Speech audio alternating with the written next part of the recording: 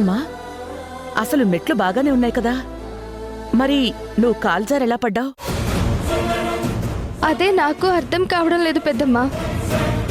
ఇందాక అందరం అదే మెట్ల మీద నుంచి వెళ్ళాము, అప్పుడు బాగానే ఉన్నాయి, కానీ ఇప్పుడు ఎలా జరిగింది?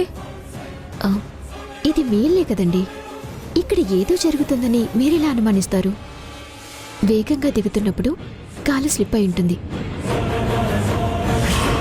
అంతేనమ్మా, అంతకు మించి ఏముంటుంది? ఆయన ఈరోజు నా తలరాతలో తనిలా పడాలని ఆ భగవంతుడు రాసినట్టున్నాడు. అందుకే ఇలా జరిగింది. దీన్నిక్కడితో వదిలేయండి. మీరందరూ వెళ్ళి భోజనం చేయండి, నేను ఈవిడికి భోజనం తినిపిస్తాను. అవునమ్మా, నీ మాట తీరు అన్నీ మాకు బాగా కావలసిన అమ్మాయిలా అనిపిస్తుంది. ఎవరి మీదైనా అభిమానం ఉంటే వాళ్ళు మనకి కావలసిన వాళ్ళలాగే ఉంటారని నాన్నగారు చెప్తూ ఉంటారండి. భూమి, భోంచెద్దు గణపద.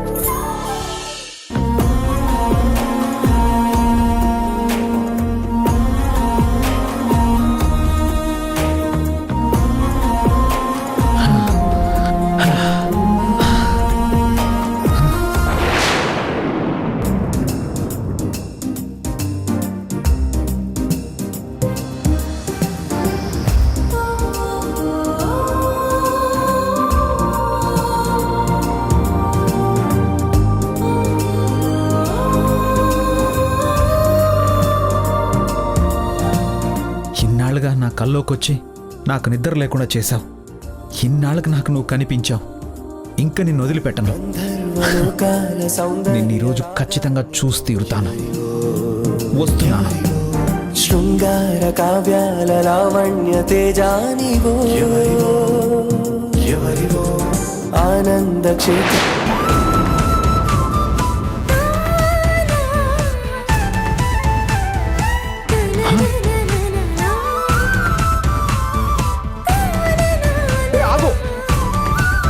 ఆగమంటున్నానా? ఆగు.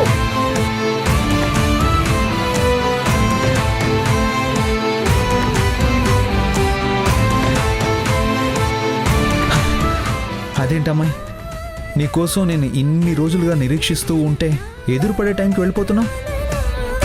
నాతో మాట్లాడాలని లేదా? అందుకే కదబ్బాయి ప్రతిరోజు నీ కలలోకి వస్తున్నాను.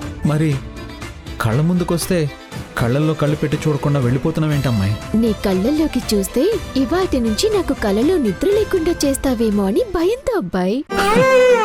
అమ్మాయి, నీకో విషయం తెలుసా? నువ్వు నా కళ్ళకొచ్చే ఆ క్షణం కోసం రోజంతా ఎదురు చూస్తుంటాను.